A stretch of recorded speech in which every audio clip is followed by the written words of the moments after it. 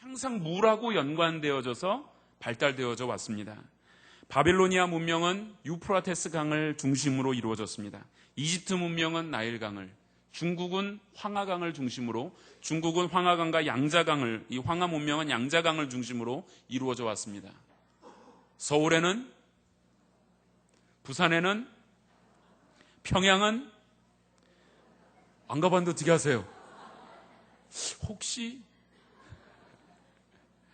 그렇습니다. 인류의 모든 문명은 이 강을 중심으로 이루어져 왔다는 겁니다. 그런데 여러분 아세요? 저는 안 가봤지만 책을 읽어보니까 이스라엘 예루살렘에는 이렇게 젖줄기가 될 만한 강이 없대요.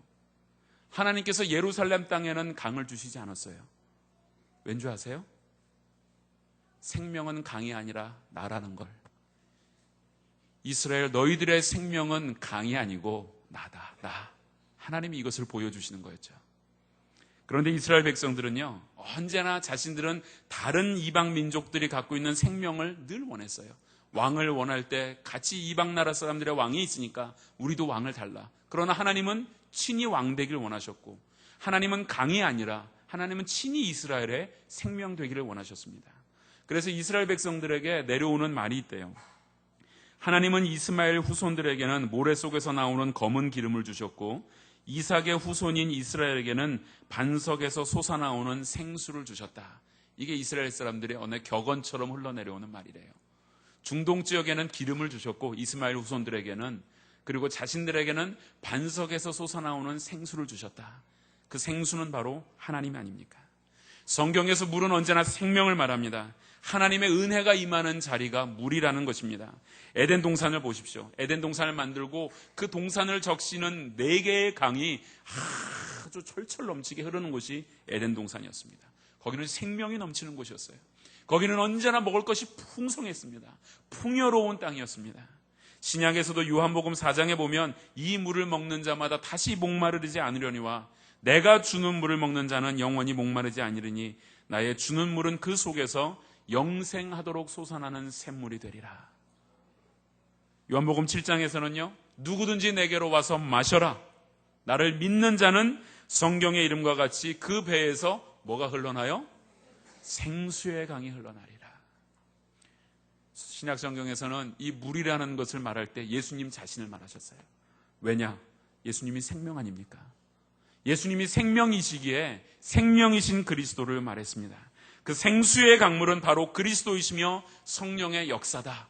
여러분 아멘입니까? 이것을 주님이 오늘 우리 가운데 가르쳐주고 있는 것입니다. 그렇다면 이 흘러나온 물, 어디에서부터 흘러나왔습니까? 이 물이. 오늘 본문을 보니까 어디에서 흘러나왔어요? 그가 나를 데리고 전문에, 여기에서 전은 찌짐이 아닙니다. 전문은 전체 문도 아닙니다. 성전의 문에 이르니라고 말하고 있습니다. 성전에서부터 흘러나왔어요. 성전의 문지방에서부터 물이 흘러나왔습니다. 교회입니다.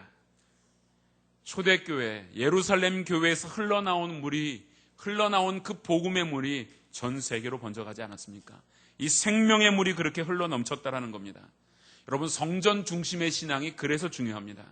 여러분이 신앙의 삶을 살아갈 때 교회 중심이라는 것은 굉장히 중요한 단어 중에 하나입니다. 우리가 SFC 활동을 할 때 SFC 강령에서만 이야기했던 게 아니에요. 하나님 중심, 성경 중심, 교회 중심은 강령으로만 외치는 것이 아니라 실제 우리의 신앙의 삶에서 성전 중심의 신앙은 중요한 것입니다. 저는 우리 교회 이 강단에서 흘러넘치는 생수가 풍성하였으면 좋겠습니다. 이곳에서 흘러넘치는 생수를 통하여 이 지역과 사회에 메마르고 죽어가는 마른 뼈들이 살아나는 역사가 있었으면 좋겠습니다. 이곳에서 하나님의 생수가 날마다 흘러넘쳐서 치유와 회복이 있는 그러한 교회가 되기를 바랍니다. 여러분, 교회 중심이란 이야기는 무슨 말입니까? 교회가 모이면 뭐 하는데요? 제일 대표적인 게 뭡니까? 예배 드리는 곳 아닙니까? 즉 성전 중심이다. 성전에서 흘러나왔다. 우리의 모든 삶의 근본은 어디에서 시작된다? 우리의 모든 삶의 치유와 회복은 어디에서 시작된다? 예배에서 시작된다라는 것을 보여주고 있는 겁니다. 예배를 소홀히 한 인생, 결코 성공한 신앙생활 할 수 없습니다. 우리의 모든 삶의 중심은 예배이어야 합니다. 저는 요즘 살만 납니다. 매일 모이니까요. 얼마나 좋은지 몰라요. 야, 이게 내 본연이 맞구나. 이런 생각이 드는 거예요. 여러분 매일 모이니까 좋죠? 매일 모이니까요. 얼마나 좋은지 몰라요. 마치 우리가 수도원에 있는 수도승들도 아닌데 매일 만나서 말씀 듣고, 여러분은 이 시간에 와서 말씀을 듣지만 전 이 말씀 때문에 이미 지난주쯤에 이미 원고가 탈고가 돼 있었지만 고치고 하루 종일 봐야 되는 거예요. 여러분, 제가 그저께 하고 어저께 하고는 원고가 한 8장 정도 돼요. 오늘은 몇 장이게요? 안 가르쳐줘요. 오늘은 수요일이고 일찍 모였잖아요. 그죠? 그래서 어떤 분들이 그래요. 우리 목사님 설교는 좀 길어요? 안 길죠? 네. 소리가 조금 장로님들께 여쭤봐야지 장로님들이 진실된 대답을 하실 것 같아요. 혹시 제가 설교가 좀 길다 하면 제가 바로 고치겠습니다. 제 설교가 좀 깁니까, 장로님들? 우리 짜고 올라오지 않았습니다. 그래요. 무슨 얘기하다가 예배 얘기하다가 갔어요. 그래서 요즘 저는 보면 제가 이 성령 축제를 하는 동안 제 마음이 너무나도 기쁜 게 계속 하루 종일 예배를 드리는 것 같아요. 계속 말씀을 묵상해야 되고 또 수정하고 또 고치고 적용하고 그러면서 내가 이제 은혜를 받는 거예요. 말씀을 하루 종일 붙들고 있으니까 처음에는 어떻게 해야 이 설교를 잘할 수 있을까 혹은 은혜를 끼칠 수 있을까 이런 사고에서 이제는 그 은혜 속에 내가 빠져들어가는 것들을 느끼게 돼요. 말씀은요, 때로는요 이렇게 돌발적으로 임하는 것이 아니라는 것이 참 깨닫게 돼요. 깊이 있게 묵상하고 계속 붙들고 있을 때 그 말씀의 깊이라는 게요 참 신비하고 오묘합니다.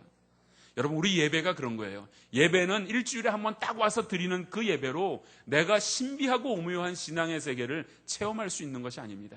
이렇게 우리가 매일 모이는 것처럼 이렇게 예배만 드릴 수 있다면, 주님 오실 때까지 이렇게 살아도 먹고 사는데 아무런 지장 없다면, 지장도 있고요. 우리 주민들한테 저희가 너무 시끄럽게 해서 마음에 죄송한 마음도 있어요. 예수 안 믿는 분들은 우리가 이렇게 시끄럽게 하면 사실 상당히 불편하실 것 같아요. 그래서 참 마음이 저도 조심스럽고 저녁이 되면 기도회를 더 막 하고 싶은데 못하는 이유 중에 하나가 음악도 빨리 바꾸고 하는 게 주민들이 잘 시간이 지나기 때문에 이런 마음이 늘 걸려요. 그래서 하나님이 언젠가는 우리에게도요 주민 전혀 신경 안 쓸 수 있는 그런 성전 주시지 않겠습니까? 그죠? 어디 산속에 가든지 참 그런 마음의 소원들이 있어요. 그러면 정말 매일 이런 모임들 하고 매일 집회하고 소규모로 계속 집회들을 하고 예배가 살아야 인생이 삽니다. 예배가 살아야 하나님의 역사를 볼 수 있습니다. 예배가 살아야 우리의 신앙이 회복되는 줄로 믿습니다. 여러분, 영적 양식인인 하나님의 말씀이 충만히 임하고 찬양하면서 하나님의 이름을 높여드리는 예배의 현장, 이것이 정말 그리스도인이 살아 숨쉬는 자리가 아니겠습니까? 그래서 우리 동일교회는 우리가 추구하는 바는 분명합니다. 예배가 살아있어야 합니다. 신령과 진정으로 드리는 예배가 있어야 합니다. 우리가 2사람만 모였다 할지라도 그 자리가 예배의 자리가 돼야 돼요. 우리가 2사람만 모여도 함께 은혜를 나누고 말씀을 나누고 함께 기도할 수 있는 자리가 있다면 어디에든지 예배의 자리가 되는 것이 아니겠습니까?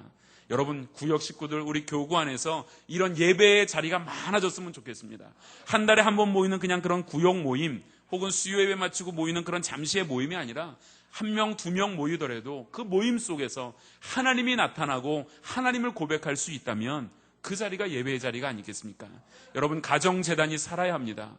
여러분 아버님들, 우리 아버지 되시는 분들, 아버지의 권위는 믿음의 가장이 돼야 합니다. 믿음의 제사장이 돼야 합니다. 믿음의 제사장이 되어서 가족을 이끌어 가야 합니다. 가정재단이 살아야 가정이 살고 가정이 살아야 교회가 삽니다. 교회가 살아야 이 민족이 살지 않겠습니까? 이 민족에 대한 책임은 저와 여러분에게 있습니다. 우리가 예배를 통해 회복해야 하는 것입니다. 성전에서 흘러나오는 생수를 마심으로 신앙이 성숙한 사람이 되고 그로 인하여서 예배가 활성화되고 그때 회복의 역사를 이스라엘은 체험했다는 것입니다. 또 하나는 성전에서 흘러나오는 이 생수가 의미하는 바는 성전이 의미하는 바는 또 다른 의미가 하나 있습니다. 여러분, 성전은 누구를 가리켜서 하시는 말씀입니까? 신약 성경에 보면 너희가 이 성전으로 헐라 내가 사흘 만에 일으키리라 하니까 유대인들이 그랬죠. 46년이나 걸려서 만든 이 성전을 당신이 어떻게 다시 짓겠느냐? 그러니까 예수님이 하시는 말씀이 성전된 자기 육체를 가리켜 하신 말씀이라 라는 이야기를 하지 않았습니까? 그러면 즉 성전은 영적인 의미에서 누굽니까? 예수 그리스도입니다. 에스겔에게 보여주신 이 비전은 하나님께서 성전 되신 예수 그리스도를 통해 이 땅을 완전히 회복시켜 주실 것이다. 그것을 약속하시고 있는 것입니다. 그래서 요한복음 7장 37절 38절 말씀을 보면요, 예수님께서 초막절날 성전에서 이렇게 외치셨습니다. 누구든지 목마르거든 내게로 와서 마셔라. 나를 믿는 자는 어디의 이름과 같이? 성경에, 그 성경이 에스겔 여기 본문을 말하는 거예요. 에스겔 47장을 말하는 겁니다. 그 성전에서 흘러나온 것과 같이 그 배에서 무엇이 흘러나와요? 생수의 강이 흘러넘치리라. 바로 에스겔이 비전 가운데 보았던 그 생수의 강이 예수 그리스도를 통해 나오는 보혈의 강입니다. 예수 그리스도를 통해서 나온 그 십자가의 보혈의 능력의 강입니다. 그 강이 흘러넘치게 될 때에 이 땅은 변화되게 될 줄로 믿습니다. 그리스도의 능력과 그리스도의 복음의 생명이 바로 이 땅 가운데 증거되어지고 그리스도의 피 묻은 십자가의 복음이 세상 가운데 증거되어질 때 그것이 곧 생수의 강인 줄로 믿습니다. 아무리 맑은 물이라도 공기 중에 오염될 수밖에 없습니다. 그러나 예수님에게서 나오는 물은 결코 오염되지 않습니다. 보통 물은 마시면 갈증이 해소가 되었다가 다시 목마르기 마련이지만 예수님에게서 나오는 그 생수의 강을 마신 자마다 영원히 목마르지 아니할 줄로 믿습니다. 아무리 좋은 정수기의 물이라 할지라도 영혼의 죄는 정수시킬 수 없습니다. 그러나 예수 그리스도에게서 나온 그 생명의 강을 마시는 자마다 그 영혼이 깨끗게 될 줄로 믿습니다. 예수 그리스도의 십자가와 부활로 이루신 이 생수는 우리의 죄를 씻어주시고 우리에게 영원한 생명을 주시는 생수의 강인 것입니다. 예수님에서 흘러나온 이 생수는 처음에는 아주 미약하게 흘러나왔어요. 여러분, 이것은 신약의 아주 중요한 의미들을 보여주지 않습니까? 복음은 예수님에게서 시작이 되어졌고 그것은 아주 미약하게 12명의 제자에게서 출발이 되었지만, 그리고 그것은 오순절 마가의 다락방에 수많은 그의 따르는 제자들에게 그 복음의 능력이 임했습니다. 그러나 아직도 그 힘은 미약했습니다. 로마 제국이 예수를 믿는 자들을 핍박했습니다. 4차에 걸쳐 5차에 걸쳐 계속된 핍박을 하고 수많은 그리스도인들을 죽였습니다. 수많은 그리스도인들을 사자밥이 되게 하고 수많은 그리스도인들을 원형 경기장에서 싸워서 죽게만 했습니다. 그러나 결국 그 그리스도인들에 의해서 로마 제국은 멸망합니다. 그리스도인들이 오히려 로마 제국을 정복했습니다.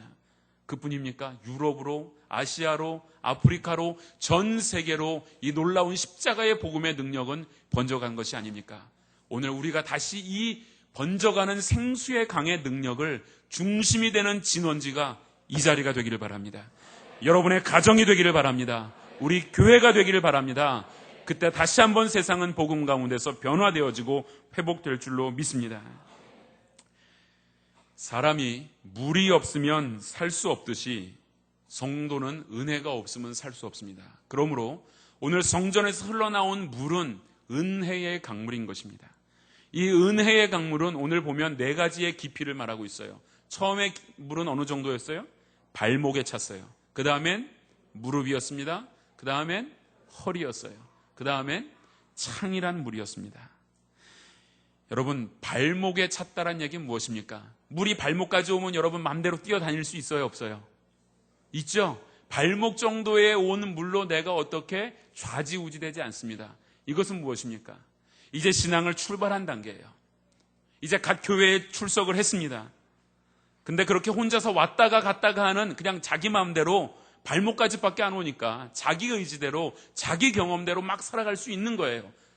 그래서 때로는 그런 사람들이 있습니다. 꼭 교회 가야만 예배가 드려지는 것이고 꼭 교회 가야만 그 신앙생활이 됩니까? 아니지 않습니까? 요즘 얼마나 좋은 세상입니까? 텔레비전 보면요, 설교하죠. 그것도 저보다 훨씬 유명한 목사님들 나와서 많이 설교하잖아요.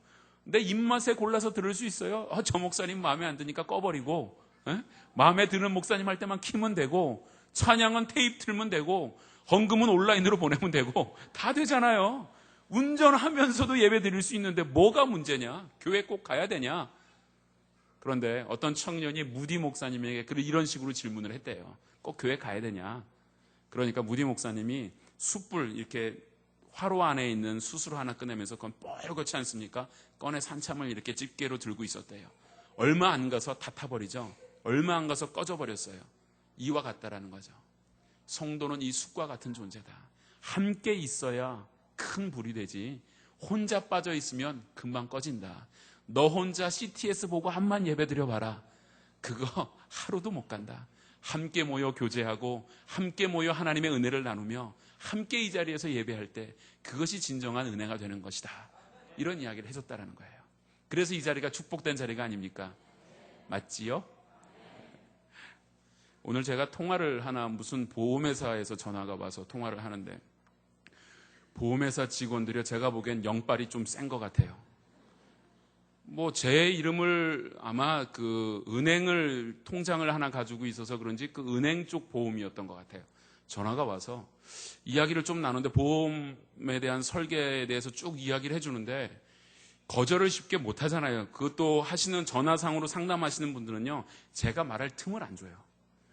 다다다다다다 하면은 끊을 수도 없고 미안해서 네 이렇게 그렇군요 이렇게 하니까 그분이 그 다음에 하시는 이야기가 뭔지 알아요? 혹시 목사님 아니세요? 이러는 거예요. 야, 전화상으로 들어도 제가 목사 냄새가 나나요? 그거 어떻게 알았는지 몰라요.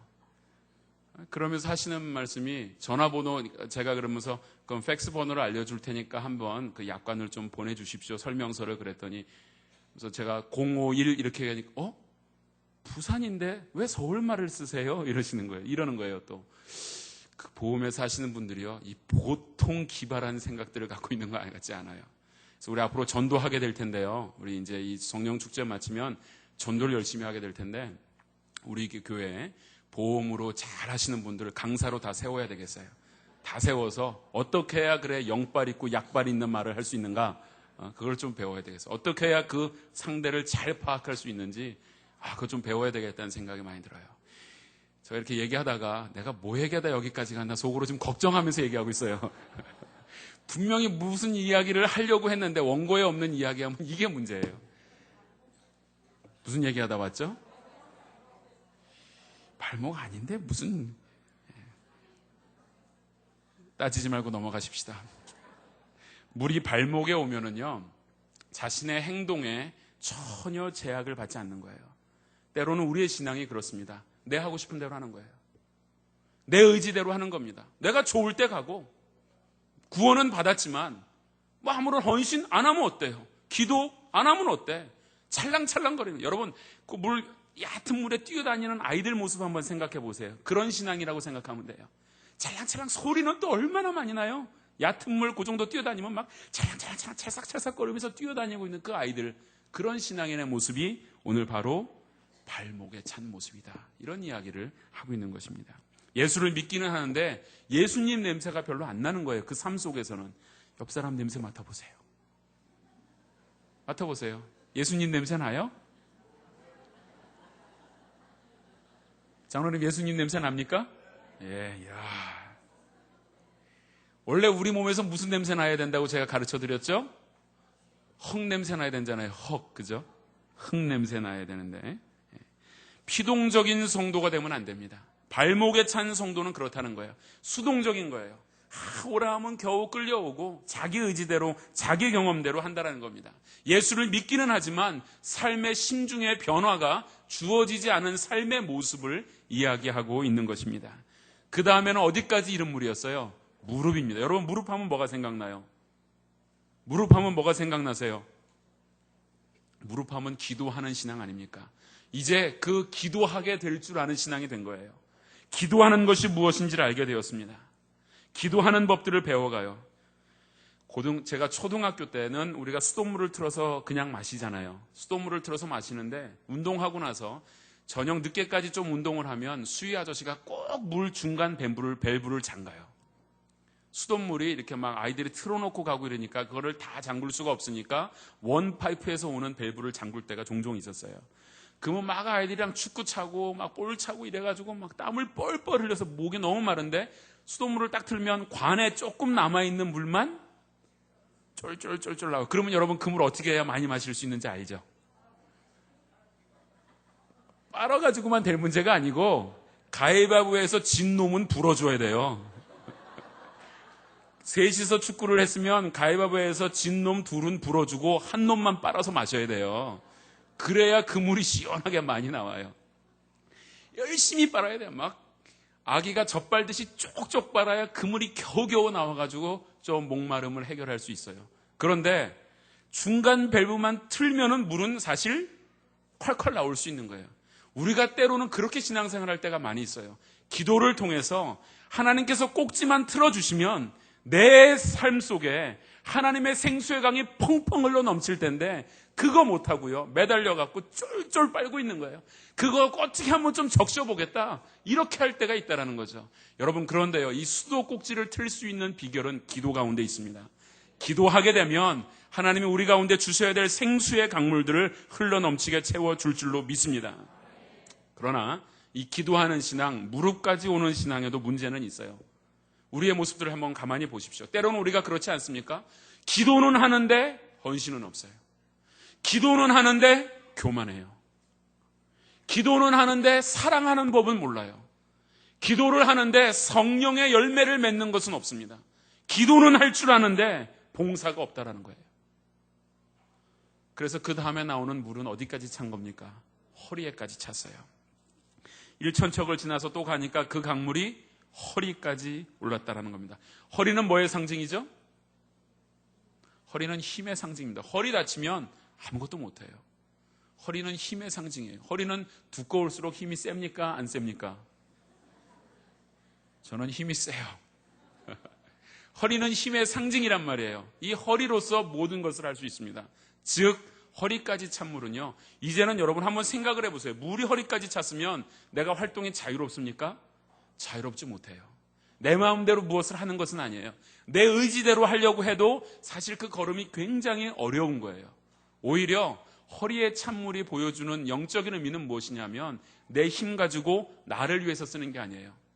내가 나를 위해서 쓰기에는 너무나도 움직임이 불편한 겁니다. 허리까지 찬 이 물을 통해서는 봉사하는 겁니다. 헌신하는 신앙까지 같다라는 것을 보여주고 있습니다. 베푸는 신앙입니다. 나누는 신앙입니다. 그럴 때에 충만해지는 겁니다. 여러분이 봉사하는 자리까지 가기를 바랍니다. 기도하는 자리에서 멈추지 마십시오. 일어나셔서 봉사하는 성도가 되어야 합니다. 나누는 성도가 되어야 합니다. 여러분이 무엇보다도 함께 나눌 때 그것은 배가가 된다는 것을 우리가 알아야 합니다. 제가 과외를 대학 다닐 때 중학생, 고등학생 아이들을 가르친 적이 있었어요. 제가 한때는 고액 과외 선생이었어요.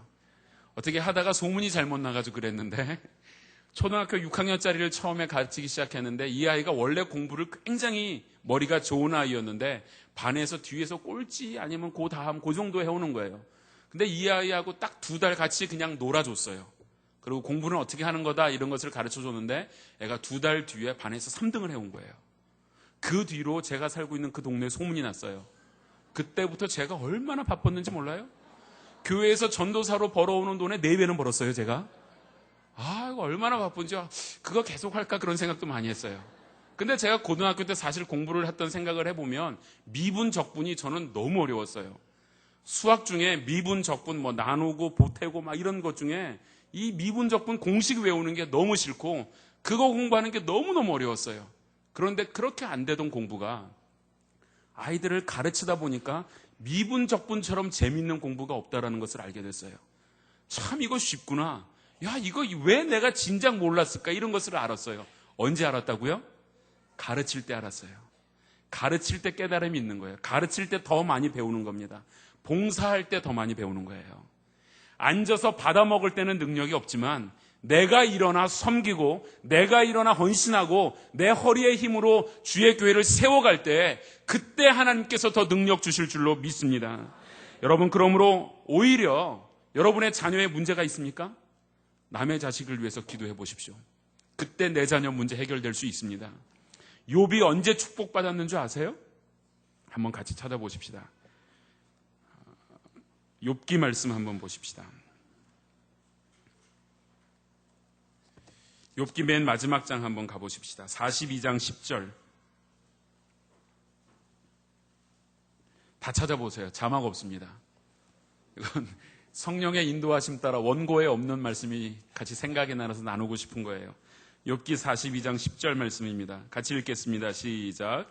욥이 그 벗들을 위하여 빌매 여호와께서 욥의 곤경을 돌이키시고 욥에게 그 전 소유보다 갑절이나 주신지라. 아멘.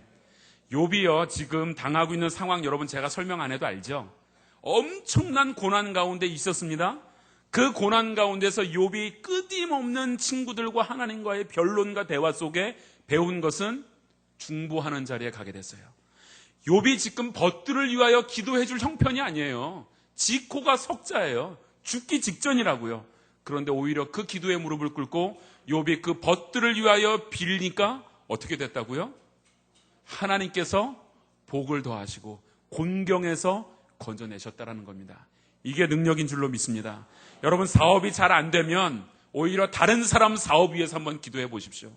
여러분의 가정에 어려움이 있다면 나와 비슷한 어려움을 겪고 있는 가정들을 발견해내시고 그 가정 붙들고 오히려 기도해 주십시오.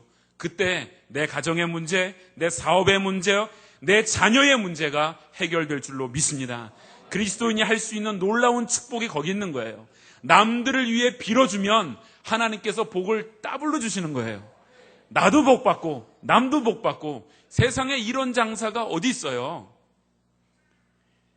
제가 이거는 책에서 본 말입니다. 저는 잘 할 줄 모릅니다. 1타 2피라는 말을 봤어요. 뭐예요? 웃으신 분 뭐죠? 고스톱 칠 때 나오는, 우리 뒤에서 청년들은 막 이러고 있네요. 고스톱 용어로 하더라고요. 한 번 그러니까 쳐서 2장을 가져온다. 하나만 가져와야 되는데 더 많은 걸 가져온다라는 거예요. 신앙을 거기다 비유해서 좀 죄송하기는 합니다만 중보기도가 그런 능력이 있어요. 오히려 내가 남을 위하여 기도할 때 하나님이 나도 건지실 뿐 아니라 남도 건지세요. 여러분의 어려움이 있다면 오늘 기도하실 때는요, 나를 위해 기도하는 그 기도의 지경에서 넘어가 보십시오. 내 지경 어렵고 욥처럼 아직 곤고한 지경에 있지만 일단 그거 한번 덮어두시고, 나와 비슷한 공경에 빠진 성도를 볼 수 있는 눈을 가지시고 그를 위하여 진심으로 기도해 줄 때에 하나님이 오히려 축복하실 줄로 믿습니다. 아멘입니까? 여러분, 진짜 아멘입니까? 정말로 회복될 줄로 믿습니다. 에스겔이 이제 강 줄기를 따라 쭉 더 가보니까 이제는 물이 창일해졌어요. 물이 가득 찼습니다. 이제는 발목도 무릎도 허리도 아니에요. 그 강물에서는 이제는 내가 흘러가는 물살에 나를 맡기지 않으면 내 힘으로는 어떻게 할 수 없는 지경에 놓여졌습니다. 내 발로 걸을 수 있는 물이 아니에요. 하나님의 은혜가 내 안에 충만히 임하면 내 발로 내 인생 걸어가는 것이 아닙니다. 하나님의 성령이 내 인생에 충만히 임하게 되면 내 생각으로 사는 것이 아닙니다. 내 계획으로 살아가는 것이 아니라 하나님이 주시는 그 은혜, 하나님의 성령의 충만함을 입어서 그 성령의 바다에서 유적하게 헤엄치며 사는 줄로 믿습니다. 그게 우리가 살아갈 수 있는 하나님의 놀라운 은혜인 것입니다. 여러분들이 다 이 자리에 서기를 축복합니다. 여러분, 발목에 만족하지 마십시오. 무릎에 만족하지 마십시오. 여러분, 허리에 찬 신앙으로 끝나지 마시기를 바랍니다. 오히려 그 창이란 강물 속에, 하나님의 성령의 강물 속에, 그 은혜의 강물 속에 여러분의 인생을 던져넣기만 한다면 하나님이 여러분을 이끌어 가실 줄로 믿습니다. 우리가 그 은혜의 강에서 수영을 해야 돼요. 이제 살아남으려면 수영을 해야 되는데 살아남는 법은 간단합니다.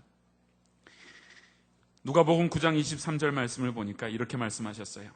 아무든지 나를 따라오려거든 자기를 부인하고 날마다 제 십자가를 지고 나를 좇을 것이니라. 첫째가 뭡니까? 자기를 부인하라는 거예요. 여러분, 창이란 물속에 가면 자기를 부인해야 살아남아요. 강물이 물살을 막 흘러가는 쪽으로 내가 몸을 맡겨야지 살아나지, 거기서 여러분 강물이 흐르는 쪽에서 헤엄칠 줄 안다고 역류로 타고 올라온다고 절대 되는 거 아니잖아요. 그렇잖아요. 흐르는 강물 속에 맡기면서 점점점 해변으로 와야지, 바깥쪽으로 와야지 사는 거지, 물살을 역류할 수는 없습니다. 자기를 부인하는 거예요.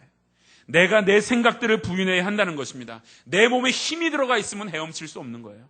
자기를 부인할 때에 그 성령의 은혜 가운데서, 그 은혜의 강물 속에서 충만한 은혜들을 누릴 수가 있는 것입니다. 또 하나가 자기 십자가를 지라고 했습니다. 십자가를 지는 것은 훈련 없이는 절대 안 됩니다. 헤엄치려면 훈련을 해야 하는 것처럼 십자가를 지는 것은 철저한 훈련이 있어야 합니다. 토마스 아켄퍼스, 기독교 고전을 썼던 그 그리스도를 본받아라는 책을 보면요, 이런 이야기를 했습니다. 십자가를 지되 억지로 지지 말라. 이왕 십자가를 지려면 기꺼이 지거라. 그러면 십자가가 너희를 짊어줄 것이다. 여러분이 스스로 십자가를 지려고 하지 마십시오. 그것을 억지로 지려고 하지 마십시오. 하나님께서 우리 가운데 가장 인생에 적당한 합당한 십자가를 주셨는 줄로 믿습니다. 어떤 사람이 죽어서 천국에 갔대잖아요. 천국에 갔는데 천사가 그 사람을 이끌고 왔어요. 천사가 끌고 가는데 이 사람이 천사에게 계속 불평하는 거예요. 와, 나는 세상에 사는 동안에 왜 이렇게 하나님 힘들게 하셨는지 몰라. 고난도 많이 받고 역경도 있고, 우와, 나 무지 힘들었다. 계속 그러니까 천사가 데려가다가 어떤 한 창고로 데려갔대요. 창고로 데려가서 보니까 그 안에는 십자가들만 가득 차 있는 거예요.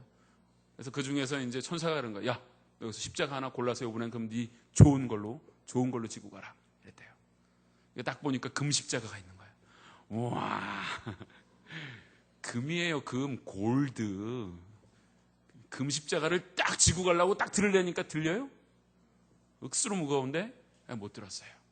보니까 이제 그럼 적당한 십자가를 막 찾다가 보니까 암만 해도 나무 십자가가 모양도 번듯한 게 나온 게 원목이 아주 좋아 보여요.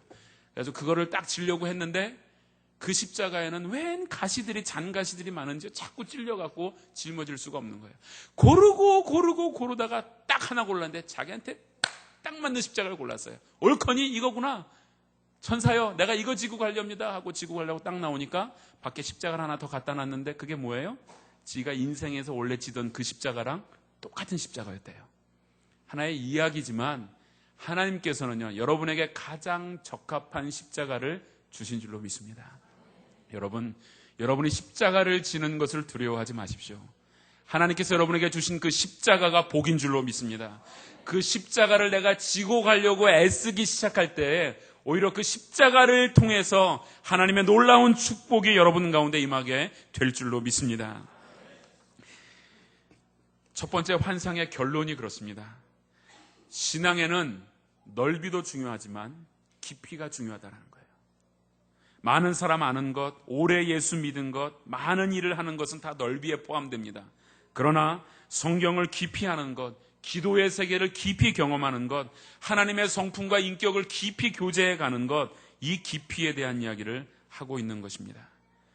여러분, 하나님의 성령의 그 은혜의 깊이 속에 여러분이 빠지시기를 바랍니다. 하나님께서 여러분 가운데 주시고자 하는 그 축복의 깊이 가운데 여러분의 인생이 들어가기를 바랍니다. 우리 모두 그 은혜의 강줄기 속에 우리의 인생이 던져진다면, 여러분, 그리고 나를 부인하고 내 십자가를 지고 그 인생의 강물들, 하나님이 주신 그 은혜의 강물들을 따라갈 수만 있다면 우리의 인생에 참된 성공이 있게 될 줄로 믿습니다. 스페인 선원들이요, 남미 대륙을 개척할 때의 일이라고 합니다. 그들은 험난한 탐험 끝에 마침내 거대한 아마존 강 상류에 도착을 했어요. 그때 선원들은요, 극심한 더위로 엄청난 갈증을 느꼈습니다. 죽기 직전이었어요. 목이 말라. 그런데 아마존 강물 앞에 도착을 했는데도 아무도 그 시원한 강물을 마시지 않고 그 자리에서 지쳐서 죽어갔다고 해요. 왜냐하면 아마존 강이 폭이 하도 넓고 커서 여전히 자신들이 건너왔던 대서양인 줄, 바닷물인 줄 알고 마시지 않고 죽었다라는 것입니다. 그것이 남미 대륙 개척 역사에 나왔던 하나의 야사예요. 여러분, 때로 우리가 이런 스페인의 선원들과 같은 어리석음을 범하지는 않습니까? 우리가 이런 어리석음들을 갖고 있지는 않습니까? 여러분, 눈앞에 은혜의 강물이 있습니다. 여러분, 이제 그 자리에 가서 마시면 됩니다. 예수 그리스도에게서 나오는 생수의 강이 여러분의 인생 앞에 있습니다. 예수 그리스도에게서 나오는 놀라운 성령의 충만함들이 여러분의 눈앞에 있습니다. 여러분, 그 은혜의 강물을 마시면 됩니다. 마시다니요, 그냥 여러분의 인생을 던져 넣으시면 됩니다. 그 앞에 생명이 있어요. 여러분 눈앞에 생명이 있습니다. 왜 주저하십니까? 하나님의 말씀의 생명이 있습니다. 하나님의 놀라운 은혜의 생명이 있습니다. 여러분, 기도하게 될 때 열려지는 하늘의 축복이 눈앞에 있습니다. 펼쳐져 있는 이 하나님의 약속, 우리 앞에 이미 활짝 열려져 있는 이 하나님의 축복을 왜 구경만 하고 있습니까? 이것은 어리석은 것 아닙니까? 여러분, 오늘 여러분의 인생을 한번 그 은혜의 강물에 멋지게 다이빙해 보시기 바랍니다. 그때 하나님께서 주시는 그 은혜가 무엇인지를 맛보게 된다면 우리 인생이 치유되게 될 것이고 우리 인생이 회복되게 될 줄로 믿습니다. 두 번째 환상은 이제 그 물이요, 막 흘러갔어요. 건너지 못할 강처럼 큰 물이 되어서 흘러갔습니다. 그리고 에스겔을 데리고 천사가 강가를 둘러보게 했어요. 원래는 그 강가가 황량한 사막이었는데 이게 웬일입니까? 강가의 좌우편에 커다란 숲이 우거져 버렸습니다. 그리고 천사가 에스겔에게 말합니다. 8절 9절 말씀을 보니까요. 같이 한번 읽어보겠습니다. 8절 9절 말씀입니다. 시작. 그가 내게 이르시되 이 물이 동방으로 향하여 흘러 아라바로 내려가서 바다에 이르리니 이 흘러내리는 물로 그 바다의 물이 소성함을 얻을지라. 이 강물이 이르는 곳마다 번성하는 모든 생물이 살고 또 고기가 심이 많으리니 이 물이 흘러 들어가므로 바닷물이 소성함을 얻겠고 이 강이 이르는 각처에 모든 것이 살 것이며. 여러분, 아라바 바다로 흘러갔다라 그랬어요. 우리가 잘 아는 이름은 아라바가 아니고 사해입니다. 여기에서 말하는 이 아라바라는 곳은 사해를 말하고 있습니다. 사해는요, 남과 북이 약 80km, 그리고 동과 서가 18km 정도 되는 커다란 바다와 같은 호수입니다. 최대 수심이 한 390m 정도 된대요. 이 사해는요, 요단강과 갈릴리 쪽에서 내려오는 물이 약 매년마다 5억 4천만 톤. 이해가 되세요? 엄청난 양의 물이 그 사해 바다로 흘러 들어갑니다. 그런데 사해 바다로 그 흘러 들어간 물은 빠져나가는 곳이 하나도 없는데 지중해의 수면보다 언제나 390m 정도가 낮다고 해요. 어떻게 된 일입니까? 자그마치 5억 9천만 톤이나 되는 물이 매년 흘러 들어가는데도 사해 바다는 그 물을 다른 쪽으로 하나도 안 흘려보내는데도 늘 낮은 수면을 유지하고 있대요. 밑에 구멍이 뚫린 것도 아닌데. 왜 그러냐 하면 태양열 때문에 그곳이 뜨거워서 모두 증발해버리기 때문이라고 합니다. 그래서 사해의 물은 지중해보다 5배가 짜대요. 수영할 줄 모르는 사람도 사해 바다 가면 수영한다 그러잖아요. 그죠? 그 농도가 워낙 짙기 때문에 몸이 저절로 뜬다라고 하잖아요. 사해 바다는 그런 곳입니다. 그곳에는요, 너무 짜기 때문에 생명이 살 수가 없어요. 그 염분의 농도가 표면 수에는 약 20%, 그 다음에 심층 수에는 약 30%가 염분이래요. 그곳에는 물고기가 살 수가 없습니다. 그 주변에는요, 풀 한 포기가 없대요. 왜냐하면 너무 염분 농도가 짙기 때문에 땅에까지도 그 염분이 들어가서 아무런 생명이 살 수가 없다는 것입니다. 죽음의 바다죠. 그런데 오늘 본문이 뭐라 합니까? 에스겔 성전에서 흘러나온 그 생수의 강이 사해로 흘러들어가는 것을 보았습니다. 그 물이 흘러들어가자 죽음의 바다가 소생했습니다. 죽은 바다가 다시 살아났습니다. 생수는 사해의 짠물을 단물이 되게 했습니다. 더 이상 죽음의 바다가 아니라 생명의 바다가 된 것입니다. 여러분, 우리 인생이 죽어있는 바다라 할지라도 하나님의 은혜의 생수를 받게 된다면 살아나게 될 줄로 믿습니다. 회복해 될 줄로 믿습니다. 2차 세계대전 이후에 독일의 젖줄인 라인강이 너무나도 많은 산업이 발달되면서 오염이 됐대요. 그래서 이 물을 어쨌든 살려보자라고 주변 국가들이 힘을 합쳐서 살렸는데 1987년에 행동 프로그램을 실시해서 살리기 시작했습니다.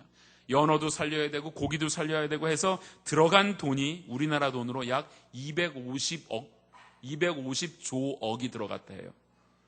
어마어마한 돈이 들어가서 라인강, 죽어가는 라인강을 살렸다고 합니다. 그런데 아무리 돈이 많다 하더라도 바다 살릴 수 있겠습니까? 바다의 염분을 없애고 살려낼 수 있겠어요? 못 살립니다. 인간의 능력으로 안 됩니다. 그러나 하나님은 하십니다. 하나님은 아무리 죽은 바다라도 살려내십니다. 하나님은 아무리 죄의 농도가 짙은 인간이라 할지라도 하나님은 살려내실 줄로 믿습니다. 아무리 죄의 농도가 강해서 내 안에 생명이 없고 음란한 생각이 있고 패역한 생각이 있고 하나님이 미워하시는 죄악을 갖고 있다 할지라도 하나님께서 그 영혼 살려주실 줄로 믿습니다. 그것이 생명의 능력입니다. 우리가 거룩함이 다 증발해버려서 뜨거운 세상의 태양빛 속에 우리의 거룩함이 다 날아가 버렸습니다. 우리의 사랑이 다 날아가 버렸어요. 우리의 진리가 다 날아가 버린 거짓된 인생, 죽은 인생이라 할지라도 하나님의 생수의 강이 들어오면 삽니다. 여러분, 여러분의 가정이 문제가 있습니까? 사해바다처럼 죽은 가정이 되어져 가고 있습니까? 여러분, 내가 못 살립니다. 하나님이 살려주셔야 합니다. 하나님이 우리 교회 살려주셔야 합니다. 하나님이 이 민족 살려주셔야 합니다. 저는 세상이 이렇게 폐역한 줄 몰랐어요. 뉴스를 대할 때마다, 세상에 나오는 뉴스들을 볼 때마다, 사건, 사고들을 접할 때마다 저는 깜짝깜짝 놀라게 됩니다. 너무나도 세상을 내가 모르고 있구나. 세상을 내가 때로는 너무나 좋게 보고 있구나. 이런 생각을 합니다. 믿지 않는 사람들을 보십시오. 하나님을 두려워하지 않는 백성들을 보십시오. 자신의 인생을 즐기는 그 인생들을 보십시오. 다른 사람을 죽이는 일들, 다른 사람들의 것을 빼앗는 일들을 쉽게 생각합니다. 사랑은 없습니다. 약육강식을 그대로 보여주는 삶들을 살아가고 있지 않습니까? 흥청망청 밤이 되면 온갖 문화들로 가득 차 있지 않습니까? 이 땅 살릴 길 사람이 못 살립니다. 오직 주님이 살리십니다. 오직 주님의 십자가의 능력이 살립니다. 주님의 능력, 그 배에서 나오는 생수의 강이 흘러넘치게 될 때 그때 살아나게 되는 줄로 믿습니다. 사해바다에서 뭐라고 하나요? 짠돌이 짠순이가 되어서 하나님 앞에서 은혜 못 받고 살아가는 우리 인생도 하나님께서 살려주신 것 아닙니까? 하나님의 그 흘러나온 생수의 강이 아니었다면 우리는 오늘도 내 심령은 사해바다가 되어져 있을 거예요. 어떠한 것이 들어와도 살지 못하는 썩어져 있는 심령 아닙니까? 이 심령, 이 영혼 살려주신 분 우리 주님이신 줄로 믿습니다. 우리를 살려주시기 위하여 그 십자가에서 그 생수의 보혈의 능력을 우리 가운데 증거하시기 위하여 자신의 목숨을 조금도 아까워하지 아니하시고 그 생명을 주신 주님을 여러분 한번 묵상해 보십시오. 사람들에게 조롱과 멸치를 받으시면서 십자가에서 온갖 수모를 당하시면서도 주님께서는 다 이루고자 하셨던 그 말씀들, 하나님이 어찌하여 나를 버리시나이까 엘리 엘리 라마 사막단이라고 외치면서도 하나님 내가 이 일을 진정 이루기를 원합니다. 그 주님에게서 쏟아져 나온 피와 주님에게서 쏟아져 나온 그 생수의 능력들이 그 은혜로 말미암아 오늘 저와 여러분이 이 자리에 있는 것이 아니겠습니까? 우리가 그 은혜를 입은 자들입니다. 사마리아의 수가라는 한 동네에 우물이 있었죠. 한 여인이 물을 길러 왔습니다. 예수님이 그 여인을 만났어요. 물 좀 달라 했습니다. 이 여자는 남편이 많았어요. 로맨틱한 남편으로부터는 로맨스의 물을 받아 마셨습니다. 돈이 많은 남편으로부터 돈의 물을 받아 마셨어요. 권력이 있는 남편으로부터 권력의 물도 받아 마셨습니다. 개그맨 남편으로부터는 유머도 받아 먹었겠죠. 조폭 남편으로부터 쓴물도 받아 먹었을 거예요. 그랬는데 그게 다 이 여자의 인생에 아무런 가치가 없었어요. 다 나의 남편이 아니었다라는 거예요. 그때 예수님이 그에게 말씀하셨습니다. 이 물을 먹는 자마다 다시 목마르려니와 내가 주는 물을 먹는 자는 영원히 목마르지 아니하리니 나의 주는 물은 그 속에서 영생하도록 솟아나는 샘물이 되리라. 그 여인이 이제 목마르지 않았습니다. 다시는 그 우물에 오지 않았어요. 그뿐입니까? 그리고 마을로 돌아갔습니다. 그리고 그녀가 그렇게 외쳐갑니다. 나의 행한 모든 일을 내게 말한 사람을 와 보라. 이는 그리스도가 아니냐. 예수님의 생수는 한 여인에게서 출발되었지만 그로 인해 그 사마리아 수가성 사람들은 구원의 복음을 받게 된 것입니다. 오늘 바로 우리가 복음을 받았던 것처럼 하나님께서는 바로 이렇게 아름다운 복음, 사해를 살려주시는 그 복음들을 주신 것입니다. 그런데 이상한 것은 이 사해바다 물을 퍼내고선 생수의 강이 찬 게 아니라는 거예요. 저는 이 말씀을 읽는 순간 딱 한 가지 깨달음이 왔습니다. 그렇구나. 내가 스스로 내 죄악된 오염들, 죄의 농도를 내가 없앨 수 있는 게 아니구나. 내가 무엇인가를 하려고 한다고, 율법적으로 내가 뭘 하려고 한다고 내가 의로워지는 게 절대 아니구나. 그냥 나는 나 있는 모습 그대로 서 있어도 내 안에 은혜의 생수의 강이 흘러들어오면 그 짠 농도, 죄의 농도, 거룩이 없어진 나의 삶들이 자연스럽게 치유가 되는구나. 이것을 깨달았습니다. 여러분, 내가 할 수 있는 것 아닙니다. 내가 내 죄의 농도를 지우기 위해서 내가 없애려고 애쓸 필요가 없습니다. 그저 하나님께서 주시는 그 은혜의 강물, 그 생수의 놀라운 능력을 내가 받기만 한다면 내 안에서 놀라운 생수의 강이 또 흘러넘치게 될 줄로 믿습니다. 그로 인하여서 그 여인, 사마리아 한 여인으로 인하여서 수가성 사람들이 변화된 것처럼 오늘 저와 여러분에게 주신 그 생수의 능력은 이제 흘러넘치게 될 줄로 믿습니다. 흘러넘치게 될 때에 진정한 생명의 능력이 되는 것이며 그로 인하여서 내 가정이, 우리 교회가, 이 지역이, 그리고 이 민족이, 그리고 온 열방이 하나님께로 돌아오게 될 줄로 믿습니다. 자, 이제 마지막 축복을 한번 보십시다.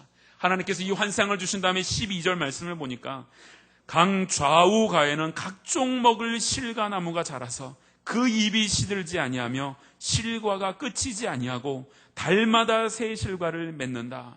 이는 그 물이 성소로 말미암아 나왔기 때문이다. 여러분, 감동이 안 오세요?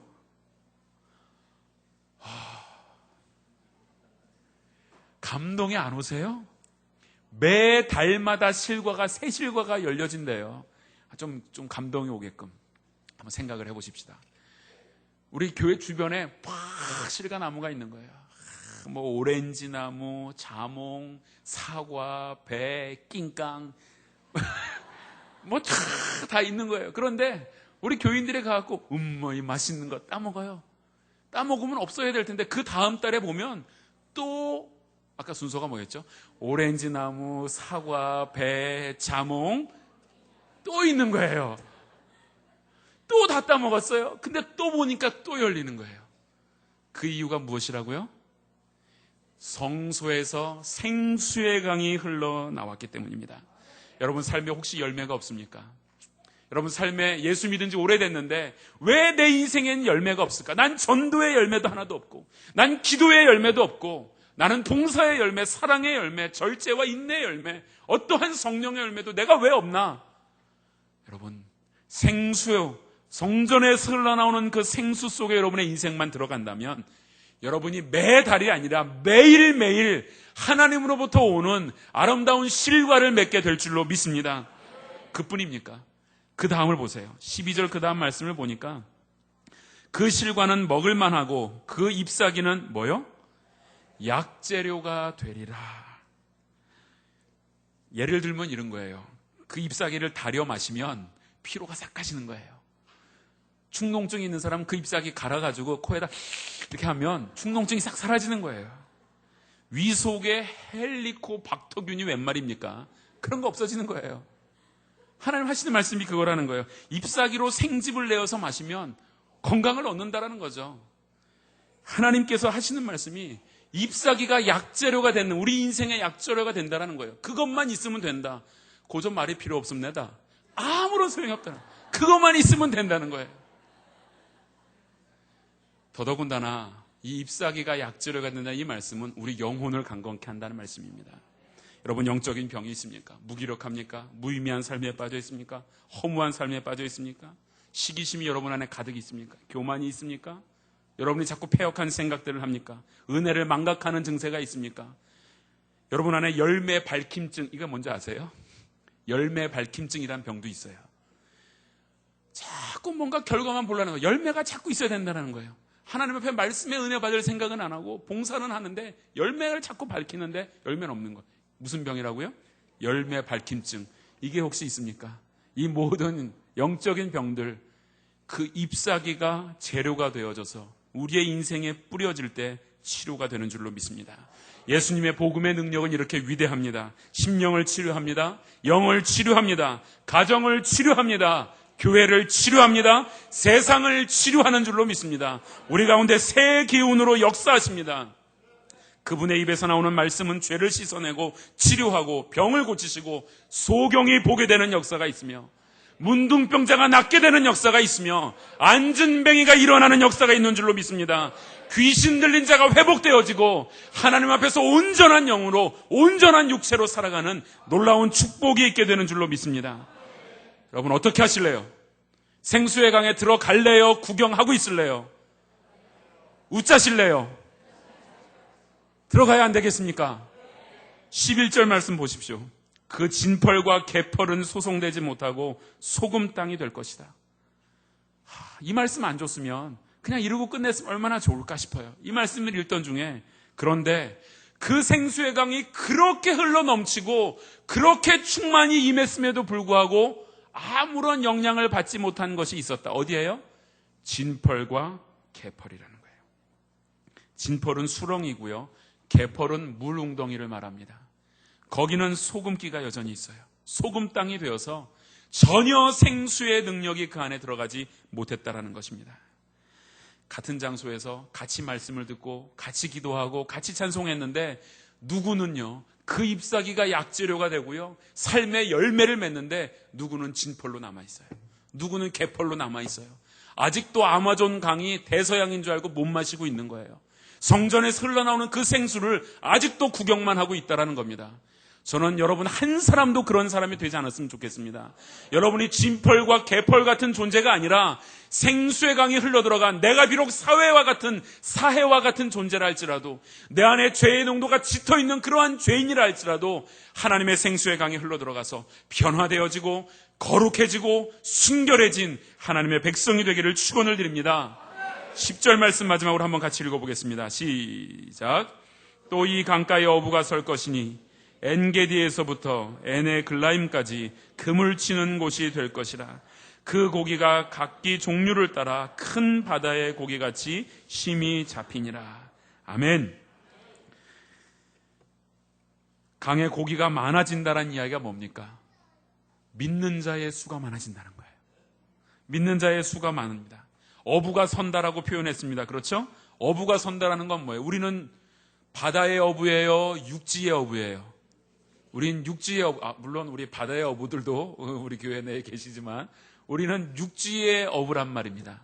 그 어부들이 많이 서게 되고 고기가 많이 잡히는데, 오늘 본문에서 엔게디에서부터 에네글라임까지 그물 치는 곳 약 40km 됩니다.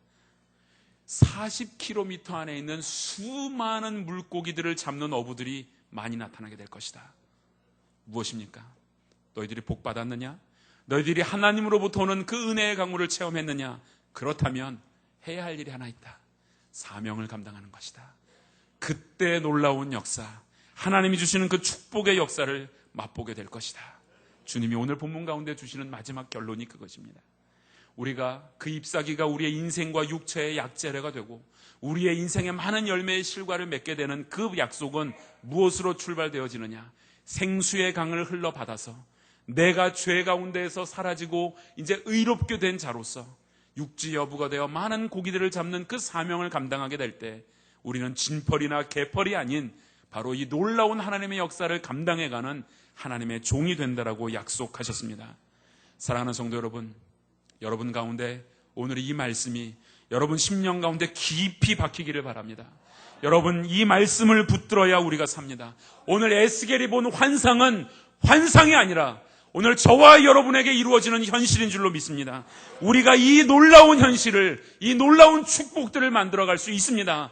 그리스도를 의지하십시오. 은혜의 강물에 여러분을 집어 던져 넣으십시오. 더 이상 비교하거나 견주지 마십시오. 오직 그 강물 속에 우리가 들어가게 될 때에, 우리 인생이 그 성령의 강 속에서 헤엄치게 될 때 성령의 충만한 은혜를 받고 성령의 열매를 맺으며 인생의 문제를 해결받으며 오히려 하나님의 일을 감당하는 사명자가 될 줄로 믿습니다. 우리가 이 일을 위해서 부름받았고 이제 이 일을 위해서 살아갈 차례입니다. 하나님의 축복이 여러분과 여러분 가정과 우리 교회와 이 민족 가운데 있기를 축원드립니다. 우리 함께 찬양하겠습니다. 이 시간 우리가 한 4번 정도로 나눠서 기도를 하면서 찬양하고 할 텐데요.